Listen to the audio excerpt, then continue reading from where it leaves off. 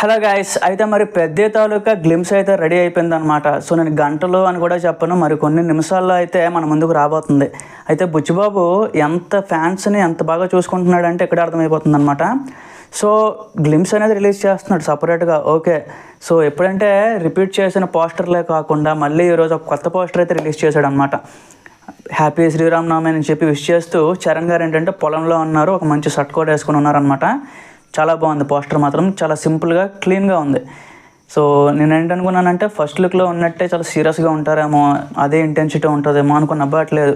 అన్ని types of emotions అయితే మనకు ఉంటాయి అని అర్థమవుతుంది అనమాట. సో గ్లిమ్స్ గురించి మాట్లాడుకోవాల్సింది చాలా ఉంది గైస్. ఇంకొన్ని నిమిషాల్లో వచ్చేసిన తర్వాత మనం మాట్లాడుకుందాం. సో కొన్ని నిమిషాలు అంతే, కరెక్ట్గా 52 సెకండ్లు అయితే లెంత్తో వస్తుందన్నమాట. సో అంతలో ఏం చూస్తాం బ్రో అనేసి మీరు అనుకోవచ్చు, బట్ 52 సెకండ్లు చాలా ఎక్కువ గైస్. కొన్నిసార్లు 30 సెకండ్లు కూడా పెడతా ఉంటారు గ్లిమ్స్ అనే దానికి.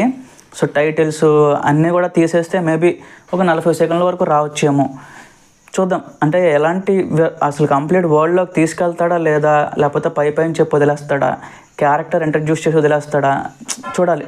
చరణ్ గారు డబ్బింగ్ చెప్పారంటే ఖచ్చితంగా ఒక ఇంపాక్ట్ఫుల్ డైలాగ్ అయితే ఉంటుంది గైస్, నాకైతే అనిపిస్తుంది అనమాట. సో నేనైతే చాలా ఎగర్గా వెయిట్ చేస్తున్నాను అనమాట.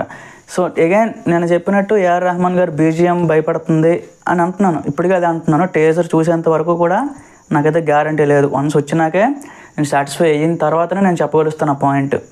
బట్ మీరేం ఎక్స్పెక్ట్ చేస్తున్నారు, అలాగే ఈ పోస్టర్ చూసిన తర్వాత ఏమనిపించిందో కింద కామెంట్స్లో చెప్పండి. అలాగే హైప్ ఎట్లా ఉందో కూడా చెప్పండి గైస్. Thank you.